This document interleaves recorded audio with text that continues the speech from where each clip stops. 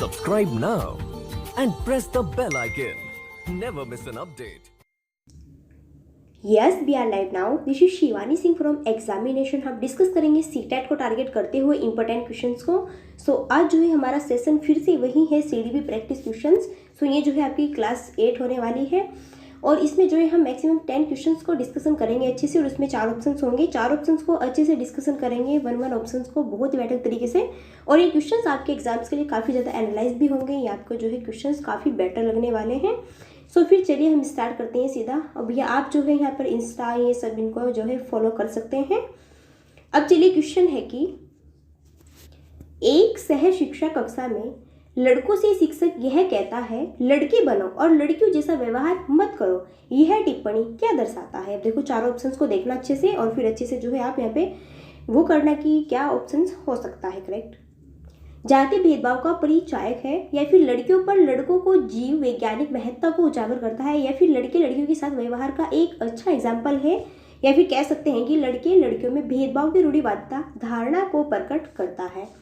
तो इसके ऊपर आपका करेक्ट ऑप्शंस क्या होगा। आप देखो एक आपका क्या है टीचर है, वो टीचर कहता है कि लड़कों से कहता है कि लड़के बनो लड़कियों के जैसा बिहेवियर मत करो। तो ये आपका क्या दर्शाता है, यानी कि बिल्कुल वो सिंपल यहाँ पे क्या अपने वर्ड से निकाल रहा है कि हाँ लिंग में भेदभाव कर रहा है। वो बता रहा है कि आपको लड़कियों जैसा बिहेवियर नहीं करना चाहिए। आई मीन आप बॉयज़ है तो बॉयज़ के जैसा ही यहाँ पर रहो। तो ये क्या आपका जातीय भेदभाव का परिचायक होगा कह सकते हैं या फिर आपका जो है लड़कियों पर लड़कों की जीव वैज्ञानिक जो आपकी बायोलॉजिकल सोशलाइजेशन या फिर आपकी साइंटिफिकेशन है इसकी इंपॉर्टेंस को ज़्यादा उजागर देता है, काफ़ी इंपॉर्टेंस देता है इसको। या फिर जो लड़के और लड़कियां हैं बॉयज़ और गर्ल्स है उसके साथ में एक व्यवहार का काफ़ी ज़्यादा यहाँ पे अच्छा ही एग्जाम्पल्स है।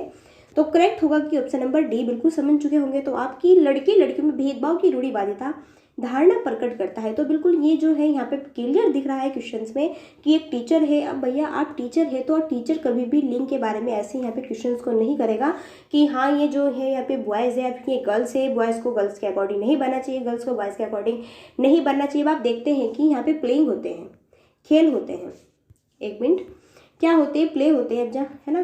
तो इसमें जब आप प्ले करते हैं प्लेइंग होते हैं, आप क्रिकेट से अकॉर्डिंग होते हैं, हॉकी के अकॉर्डिंग होते हैं, कबड्डी के अकॉर्डिंग होते हैं। तो आप देखते हैं इसमें बॉयज़ बिल्कुल और गर्ल्स दोनों इक्वल रूप से यहाँ पे जो है भाग लेती है ना। अब अगर हम कहें कि जो ये कबड्डी है ये तो बॉयज़ का खेल है, हम कहें कि जो क्रिकेट है ये बॉयज़ का खेल है, हम कहें कि जो दौड़ है ये बॉयज़ का खेल है, हम कहें कि जो ये सभी जो यहाँ पे प्लेइंग होती है ये सभी बॉयज़ खेलते हैं ना कि गर्ल्स खेलती है। तो ये क्या है एक अपने आप में रूढ़िवादिता प्रकट करता है। तो एक अच्छे टीचर्स को इन बातों में बिलीव नहीं करना चाहिए। तो पूछा है कि जब एक टीचर है वो ऐसे ऐसे यहाँ पे बिहेवियर करता है कि ये बॉयज़ है तो आप गर्ल्स की तरह मत बनो, बॉयज़ की तरह बिहेवियर करो है ना, ऐसा वैसा करने को मना करता है। तो ये क्या दर्शाता है, ये दर्शाता है आपका रूढ़िवादिता यानी कि लिंग के अकॉर्डिंग। क्लियर है। अब नेक्स्ट है कि कोहलबर्ग ने प्रस्तुत किए हैं नैतिक विकास के चरण, शारीरिक विकास के चरण, फिर समयगात्मक या फिर संज्ञानात्मक विकास के चरण। तो कोहलबर्ग के अकॉर्डिंग यहाँ पे क्या प्रस्तुत किए गए थे तो सबको पता होगा कोहलबर्ग के अकॉर्डिंग किए गए थे नैतिक विकास के चरण। ये जो है सबसे ज़्यादा मोरालिटी में बिलीव करते हैं। ये जो है मोरालिटी की साइड से यानी कि राजनीति के अकॉर्डिंग सोचते हैं कि बच्चा थोड़ा यहाँ पे अपने अकॉर्डिंग जो है इंपॉर्टेंस को जो ज़्यादा वो होता है इफेक्ट होता है उसमें ज़्यादा यहाँ पे घुलता गिरता है। तो ये जो है कोहलबर्ग के जो यहाँ पे थॉट्स से जो मीनिंग्स है इनके वो ज़्यादा इंपॉर्टेंस देता है मोरालिटी को। शारीरिक विकास के चरण फिजिकल्स पे नहीं जाता है, संवेगात्मक पर भी नहीं जाता, संवेग पर जाते हैं आपके वुडवर्थ फेमस जाने माने हैं। तो वुडवर्थ कहते हैं कि हाँ भैया जो भी बच्चा होता है बच्चे में संवेग होते हैं, उसमें भय और प्रेम और ये जो है आपके डर ये जो है इस प्रकार के यहाँ पर उसके सामने देखने को मिलते हैं। तो ये तो आपके भैया बताते हैं वुडवर्थ। अगर संज्ञानात्मक विकास की बात की जाए तो बिल्कुल इसमें फेमस रहते हैं आपके कौन, पियाजे। तो पियाजे जी बताते हैं संज्ञानात्मक विकास के अकॉर्डिंग है ना। तो अब पूछा है कि कोहलबर्ग के अकॉर्डिंग तो वो हो जाएगा नैतिक विकास के चरण। तो जो कोहलबर्ग है ये ज़्यादा यहाँ पे किसको मराठी देते हैं, किसको देते हैं ज़्यादा, अपनी नैतिकता के अकॉर्डिंग ज़्यादा इंपॉर्टेंस को मानते हैं है ना। कि बच्चा जो है अपने नैतिकता में घुल मिलकर जो है अपने एक्टिविटीज़ को, अपने थॉट्स को, सभी जो विचार से जो भी उसके यहाँ पे जो भी उसकी इंपॉर्टेंस है तो उसमें आपस में घुल मिलकर जो है उसको एक्टिविटीज़ के अकॉर्डिंग शो करता है, फेस करता है उसको। ओके अब चलिए नेक्स्ट है बाल केंद्रित शिक्षा शास्त्र का क्या अर्थ है। बच्चों को पूरी स्वतंत्रता देना, बच्चों को नैतिक और सामाजिक शिक्षा देना, बच्चों की अभिव्यक्ति और उनकी सक्रिय भागीदारी को महत्व देना, या फिर अलगाव रूप से शिक्षण पद्धति उपलब्ध कराना। तो बाल केंद्रित शिक्षा शास्त्र में, यानी कि बाल केंद्रित मीन्स बिल्कुल क्लियर हो गया होगा। बाल केंद्रित मीन्स क्या होता है, जिसमें कि बालक सेंटर लेवल पे रखकर उसको सक्रिय रूप से देखते हुए यहाँ पर शिक्षा को प्रदान किया जाता है ना। उसमें ये नहीं होता कि हाँ यहाँ पे जो है टीचर्स बोलेंगे ऐसा ही होगा, है ना, तो अदरवाइज ऐसा नहीं होता। एज ए विश टीचर यहाँ पे क्या होता है कि बिल्कुल बालक को सेंटर के रूप में रखा जाता है और उसको सक्रिय रूप से देखते हुए कि हाँ बच्चा किस टाइप से किस तरीके से वो जो है उसको यहाँ पे ये उसकी शिक्षा को प्रोवाइड कराना चाहिए, किस तरीके से वो जो है यहाँ पे उसको अपने आप में फॉलो कर सकता है, तो उसके अकॉर्डिंग, उसी बेसिस के अकॉर्डिंग जो है उसको यहाँ पे लेकर चलना चाहिए। अगर सारे ऑप्शंस को देखें हम एक बार कि क्या बच्चों की पूरी स्वतंत्रता देना, चलो मान लेते हैं थोड़ा कि हाँ बच्चों को पूरी स्वतंत्रता दे, चलो थोड़ा ही मान लेते हैं। अगर नेक्स्ट देखिए कि बच्चों को नैतिक और सामाजिक शिक्षा देना, चलो ये भी थोड़ा काफ़ी हद तक सही है। या फिर अलगाव रूप से शिक्षण पद्धति उपलब्ध कराना, या फिर कहे कि बच्चों की अभिव्यक्ति और उनकी सक्रिय भागीदारी को महत्व देना, तो करेक्ट क्या हो जाएगा। अब देखो बच्चे को पूरी स्वतंत्रता देना, भैया बच्चे को पूरी भी स्वतंत्रता नहीं दी जाती है बाय द वे। अगर आपको पता है कि कितने 8 या मैक्सिमम 7 या फिर 8 आपके जो है प्राइमरी लेवल के टाइप में क्या होते हैं यहाँ पे सब्जेक्ट्स होते हैं।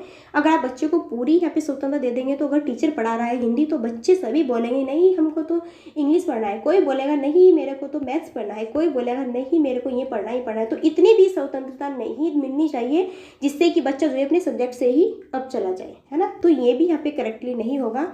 अगर बात की जाए कि बच्चों को नैतिक और सामाजिक शिक्षा देना, तो बच्चे को नैतिक, मोरालिटी और सामाजिक, यार आप प्राइमरी लेवल में बच्चे को कहाँ ले जा रहे हो। अब बच्चा यार कहाँ जानता है कि सोशलाइजेशन क्या होता है, मोरालिटी क्या होता है।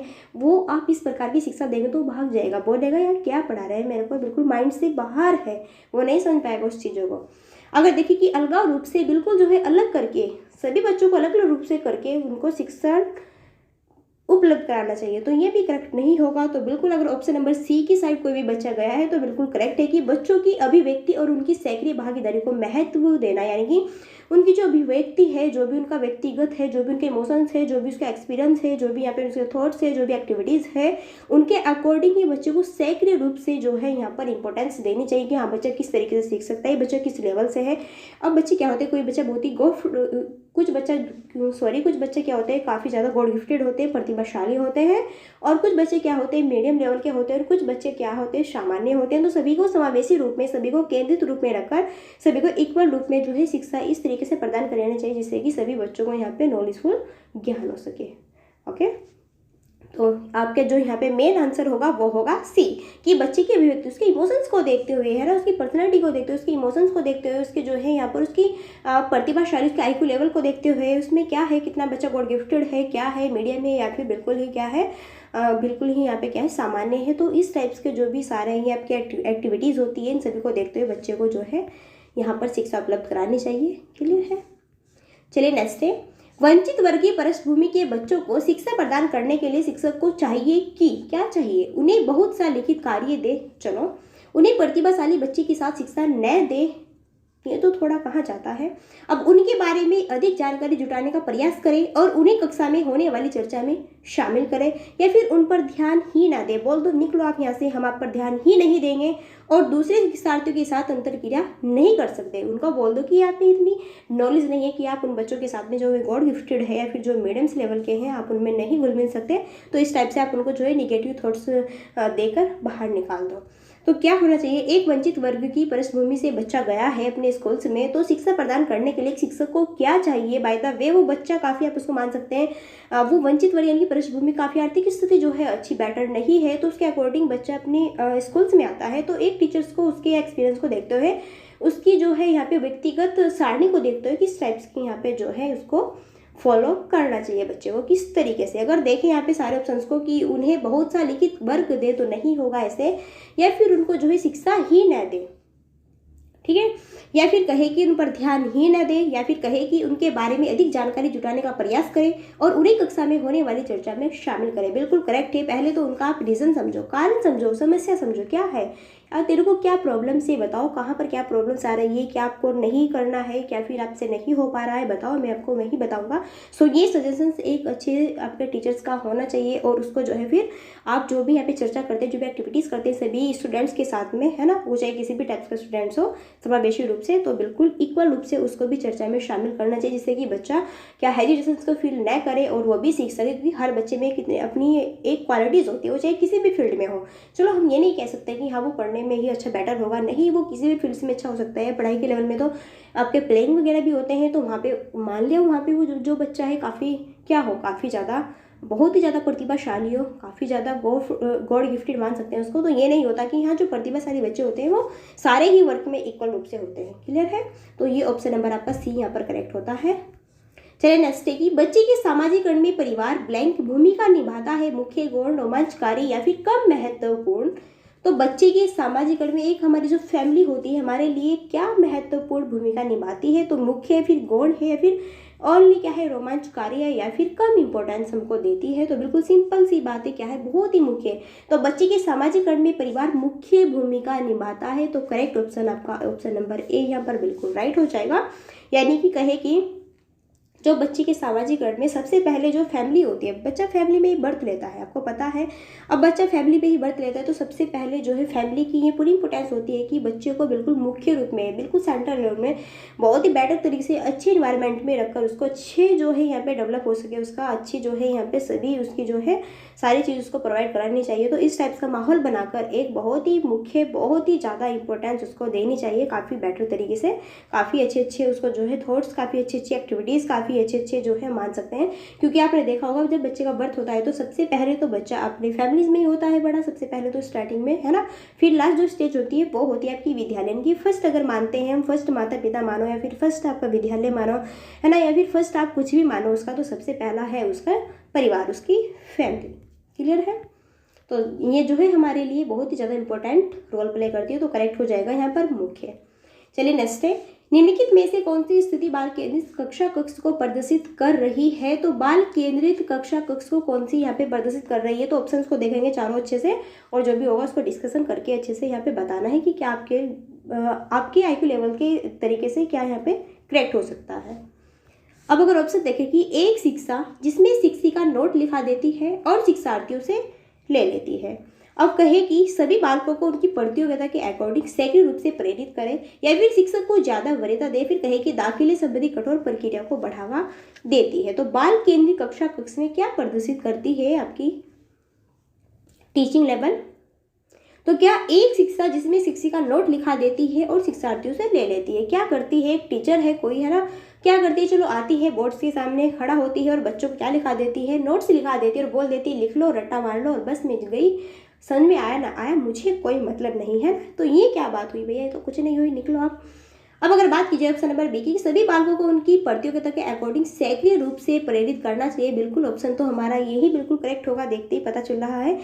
अगर देखें कि शिक्षक को ज़्यादा वरीयता दे, शिक्षक का क्या मतलब है, शिक्षक को यहाँ पे क्या मीन्स है, शिक्षक तो हमको पढ़ाएगा, अब ये थोड़ा है कि हम शिक्षक को पढ़ाएंगे, हमको शिक्षक को ज़्यादा वरीयता देनी चाहिए, तो ये तो बिल्कुल उल्टा हुआ।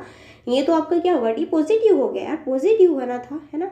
अगर देखिए कि दाखिले संबंधी कठोर प्रक्रिया को बढ़ावा देती है, अगर आप दाखिले के अकॉर्डिंग जब उनके बच्चों के क्या होते हैं एडमिशन्स होते हैं, उस टाइम आपका जो उनका लेवल होगा बातचीत करने का, बोलने का काफ़ी हार्ड होगा, तो कोई भी आपके यहाँ पे आके एडमिशन्स को नहीं लेगा, कोई भी आपके कॉलेज को स्कूल्स को फॉलो नहीं करेगा। ओके, तो पूछा है कि क्या आपकी बाल केंद्रीय कक्षा कक्ष को यहाँ पे जो है अच्छे तरीके से प्रदर्शित कर रही है, तो वो है ऑप्शन नंबर बी कि सभी बालकों को उनकी प्रतियोगिता के अकॉर्डिंग, यानी कि देखते हुए उनको कि हाँ बच्चा किस लेवल तक सीख सकता है, तो उसके अकॉर्डिंग उसको अच्छी तरीके से सही रूप से शिक्षा देनी चाहिए। क्लियर? चलिए आगे है, जब बच्चा फेल होता है तो इसका क्या मतलब है, बच्चा पढ़ाई के लिए योग्य नहीं है, व्यवस्था फेल हुई है, बच्चे को प्राइवेट ट्यूशन लेनी चाहिए थी, या फिर कहे कि बच्चे ने उत्तरों को सही तरीके से याद नहीं किया है। मान लीजिए कोई बच्चा है वो फेल हो जाता है, तो क्या प्रभाव पड़ता है उस पर, क्या बच्चा पढ़ाई के लिए योग्य नहीं, ऐसा तो नहीं होता। क्यों बच्चा पढ़ाई के लिए योग्य नहीं होता, जब उसको अच्छे से पढ़ाने वाले नहीं है तो बच्चे की यहाँ पे कोई भी गलती नहीं होती। ओके, अगर कहे कि हम कि बच्चे को प्राइवेट ट्यूशन लेनी चाहिए, तो बच्चे प्राइवेट ट्यूशन लेंगे तो आपको जो है स्कूल्स में भेजने का क्या मतलब है, स्कूल्स में क्यों भेजेंगे बच्चे को उसके पेरेंट्स, तो ये भी नहीं है। तो बिल्कुल क्या हुआ यहाँ पे काफ़ी निगेटिव हुआ है ना, तो ये नहीं होगा। या फिर बच्चे ने जो है अपने क्वेश्चंस के आंसर को ही सही तरीके से रेक्टिफिकेशन नहीं किया, तो ये गलत है। कहाँ पॉजिटिव्स में जाता है, अब पूछा है तो करेक्ट होगा आपका व्यवस्था फेल हुई। बच्चे की जो है व्यवस्था फेल हुई है, न कि बच्चा खुद फेल हुआ है। जब बच्चा फेल हो जाता है तो मान लिए कि उसकी जो है व्यवस्था फेल हुई, यानी कि जो भी उसको टीचिंग लाइन यहाँ पे मिली है उसको बेटर तरीके से प्रोवाइड नहीं कराई गई है। वो है जो है कि वो ये जो आती है बात, ये आपके शिक्षण के अकॉर्डिंग आती है, आपके टीचर्स के अकॉर्डिंग आती है कि हाँ बच्चे को किस टाइप से उन्होंने फॉलो किया था, क्या नहीं किया था, तो उसके अकॉर्डिंग ये जाती है बातें, न कि बच्चे पर। तो बच्चे पे कोई ब्लेम नहीं लगाते हुए ये जो है आपकी उसकी व्यवस्था फेल हुई है, न कि बच्चे को, कि बच्चे ने ट्यूशन्स नहीं ली, बच्चे ने ट्यूशन्स के आंसर्स को अच्छे से नहीं रटाया, फिर बच्चे जो है पढ़ाई के लिए योग्य नहीं है। तो ये सारी जो है निगेटिविटीज़ यहाँ पे आपकी पॉजिटिव नहीं है, ये सारी क्या है, रॉन्ग है। अब नेक्स्ट है कि शिक्षण से अधिगम पर बल देने वाला परिवर्तन हो सकता है बाल केंद्रित शिक्षा पद्धति अपनाकर, रटने को प्रोत्साहित करके, परीक्षा परिणामों पर केंद्रित होकर, या फिर अग्र शिक्षण की तकनीकी अपनाकर। तो सबसे ज़्यादा जो अधिगम लर्निंग होगा उसमें बल देने वाला परिवर्तन क्या हो सकता है, ये आपको चूज़ करना है चारों ऑप्शंस में। तो मेरे को देखते ही अगर आप यहाँ पे चारों ऑप्शंस को अच्छे से डिस्कशन करें तो देख लेते हैं कि रटने को प्रोत्साहित करके, रट्टाफिकेशन जहाँ पर भी आता है उसको तो बिल्कुल ऐसे क्या कर देना, आपको मार्क कर देना है और उसको क्रॉस करके हटा दीजिए। ओके, कान खड़ी करके 3 इडियट्स वाले, तब जाके आपको क्वेश्चंस को रीड करना है। परीक्षा परिणामों पर केंद्रित होकर, अब बिल्कुल क्या है कि हाँ चलो एग्जाम्स आए हैं, रट लो और एग्जाम्स को रट कर दे दो, और कुछ नहीं, समझ में आए ना आए हमें क्या मतलब है ना। या फिर अर्घ शिक्षण की तकनीकी अपना कर, तो ये सभी गलत ही। करेक्ट हो जाएगा बिल्कुल ऑप्शन नंबर ए की बाल केंद्रित शिक्षा पद्धति अपनाकर, जिसमें कि बालक जो है सेंटर लेवल में रखकर, बालक को यहाँ पर बालक को सेंटर लेवल में रखकर, तब जाके बच्चे की जो है सारी मानसिक योग्यताओं को ऐसे फैला दो, ऐसे सृजनात्मकता बढ़ा दो उसमें, उसकी एक्टिविटीज़ को चारों ही राउंड तक, यानी कि खेल हो, प्लेइंग हो, या फिर कहे कि आपके एजुकेशन हो, बोलने का तरीका हो, खड़े होने का हो, जो भी कुछ हो आपका यहाँ पर, तो सभी इस तरीके से उसके अकॉर्डिंग चारों राउंड में ऐसे उसको घुमा दो। बिल्कुल जो है बच्चा हर जो लेवल है उसमें केंद्रित होना चाहिए। यहाँ पे बच्चे की ही प्रोसेसिंग चलनी चाहिए। जैसे कि कंप्यूटर में प्रोसेसिंग चलती रहती है, जैसे कि कंप्यूटर किसके बिना नहीं चलता, CPU के बिना नहीं चलता, तो ऐसे भी जो शिक्षण विधि है आपके बाल केंद्रित के बिना नहीं चलती है। मान लीजिए आप बाल के अकॉर्डिंग तो नहीं पढ़ा रहे हैं, अपने अकॉर्डिंग पढ़ा रहे हैं। मान लीजिए आप जो है प्राइमरी लेवल के बच्चों को अच्छे अच्छे से लेक्चर्स दे रहे हैं, यार लेक्चर्स नहीं आते उनसे, पता लेक्चर्स देने से क्या फ़ायदा, बट आप तो एक टीचर हैं, आप जो करें आपका मन है, तो ऐसा नहीं होगा। यहाँ पे बच्चे को देखते हुए तब आपको जो है शिक्षण विधि उनको प्रोवाइड करानी है, न कि अपने अकॉर्डिंग। चलिए नेक्स्ट है, बीजों का अंकुरण संकल्पना के शिक्षण की सबसे प्रभावी पद्धति है श्यामपट्ट पर चित्र बनाना और उसका फिर वर्णन करना, विस्तृत व्याख्या दे, बड़ी से बड़ा लेक्चर्स देकर और निकल जाना, या फिर बीज की वृद्धि के चित्र दिखाना, या फिर कहे कि विद्यार्थियों के अकॉर्डिंग पौधे के बीज बोना और उसके अंकुरण के चरणों का अवलोकन करना।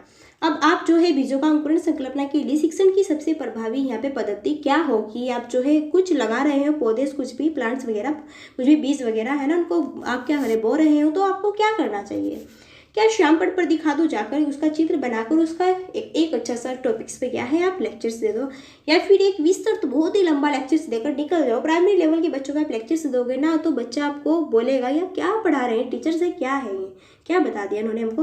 अब इतनी बड़ी कैपेसिटी नहीं होती उन बच्चों की कि वो जो है लेक्चर्स को यहाँ पे अटेंड कर सकें। अब कहेगी बीज की वृद्धि की चित्र दिखाना, सिर्फ ओनली बस चित्र दिखा दो, बाकी और कुछ नहीं, कैसे लगेगा क्या होगा ये इससे कोई मतलब नहीं। तो अगर देखा जाए करेक्ट क्या होगा, तो देखते ही समझ गए होंगे, बिल्कुल ऑप्शन नंबर डी करेक्ट होगा कि विद्यार्थियों के अकॉर्डिंग पौधे के बीज बोना, है ना, यानी कि खुद से ही बच्चों को देना कि आप इस बीज को ऐसे बो, है ना, कहाँ पर क्या करना है, और उसके अंकुरण के चरणों का अवलोकन करना और उसका पूरा स्ट्रक्चर बनाना अपने माइंड्स में, देखना, एक्टिविटीज़ करना, कैसे होगा कैसे नहीं होगा, कितना पानी देना है क्या नहीं करना है, कैसे कैसे लगेगा, है ना, कैसे बैठना है, कैसे हमको लगाना है, कितने टाइम्स तक क्या होगा, कैसे मिट्टी को खोदना है, वगैरह वगैरह, जो भी सारा स्ट्रक्चर है सभी बिल्कुल विस्तृत रूप से जब बच्चा खुद से करेगा, अपनी खुद की एक्टिविटीज़ के अकॉर्डिंग वर्क को करेगा, तो बच्चा बिल्कुल सिंपल सी बात है कि वो अच्छे तरीके से उसको इफेक्ट करते हुए यहाँ पर चीज़ों को सीख पाएगा। चलिए नेक्स्ट है, समावेशी शिक्षा ब्लैंक क्या है। कक्षा में विविधता का उत्सव मनाती है, दाखिले संबंधी कठोर प्रक्रियाओं को बढ़ावा देगी, तथ्यों की शिक्षा से संबंधित है, या फिर हर्षीय परिस्थित वर्गों से शिक्षकों को सम्मिलित करने से संबंधित है। तो समावेशी शिक्षा यानी कि समान शिक्षा, सभी को इक्वल रूप से शिक्षा देनी चाहिए। अगर देखिए सभी ऑप्शंस को देखें कि हर्षीय पर यानी कि आपके जो हाथ का वर्क होता है ना, तो उसमें शिक्षकों को सम्मिलित करने चाहिए, न कि आपके किसको स्टूडेंट्स को पूछा है कि जो समावेशी शिक्षा है उसमें आपके हस्त का जो भी वर्क होगा उसमें अपने टीचर्स को, ठीक है, उसमें सभी जो टीचर्स होंगे उनको सम्मानित करना चाहिए। बाय द वे स्टूडेंट्स का कोई मतलब नहीं, तो नेगेटिव ये कट कर दो, इसको मार्क कर दो, उस पर ध्यान मत देना। अब अगर देखें इसको कि तथ्यों की शिक्षा से संबंधित है, तथ्य बस क्या है, तथ्य फैक्ट्स है, चलो फैक्ट से माना, फैक्ट से। अब बच्चा समझ नहीं पा रहा, क्या है, क्या करोगे आप बताओ, फैक्ट्स को क्या करोगे। अब अगर देखें ये ऑप्शन नंबर बी को कि दाखिले के अकॉर्डिंग काफ़ी ज़्यादा कठोर रूल्स रखते हैं वो लोग, तो ये भी नहीं होगा।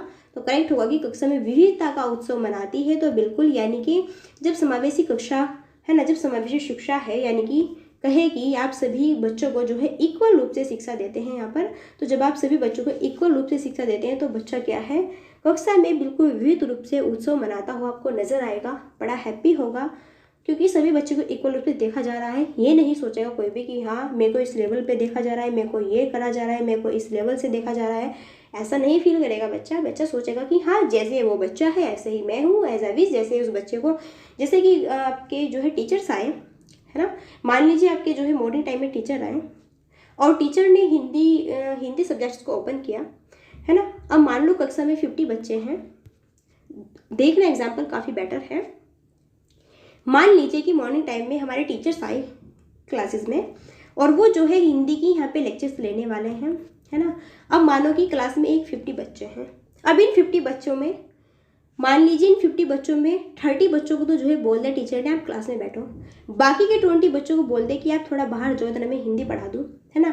तो ये क्या है, इनके लिए बिल्कुल धोखा है, तो ऐसा नहीं होगा। या फिर ये कह सकते हैं 50 बच्चे हैं, 50 बच्चों में 30 बच्चों को तो अच्छे से एक्सप्लेन कर दिया, अच्छे से समझा दिया सब कुछ उनको देखते हुए, और बाकी से कोई मतलब नहीं जो 20 बचे हुए हैं, तो ऐसा नहीं करना चाहिए। तो ये क्या है, गलत है। तो इसलिए कहा गया है कि शिक्षा बिल्कुल समावेशी रूप से देनी चाहिए। अब जैसा टीचर कोई भी है, वो हिंदी का एक टॉपिक लिया है उसने, है ना, बाय द वे में हिंदी के टॉपिक में वर्ण विचार को समझा रहे हैं, वर्ण विचार को पढ़ा रहे हैं, वर्ण विचार टॉपिक क्या है, कैसे कैसे क्या होगा, तो इसमें वो सभी को इक्वल रूप से पढ़ाएंगे कि देखो ऐसे होगा, ऐसे होगा, ऐसे होता है, नहीं होगा, क्या करना है।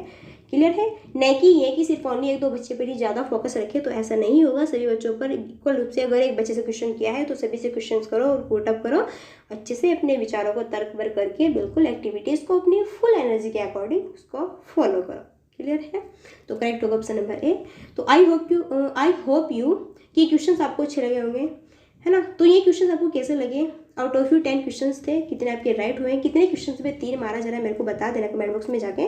और आप चाहिए भैया इनको फॉलो कर सकते हैं, है ना, यूट्यूब को सब्सक्राइब कर सकते हैं, एग्जामिनेशन हब को इसको फॉलो कर सकते हैं, इंस्टा को फॉलो कर सकते हैं आप, और टेलीग्राम को फॉलो कर सकते हैं। क्लियर है भैया, लाइक से सब्सक्राइब कर सकते हैं अगर आपका मन है तो। जिसने किया हुआ है उसका दिल से थैंक्स है बहुत बहुत, और जिसका मन है वो कर सकता है, ज़बरदस्ती कोई नहीं है किसी को।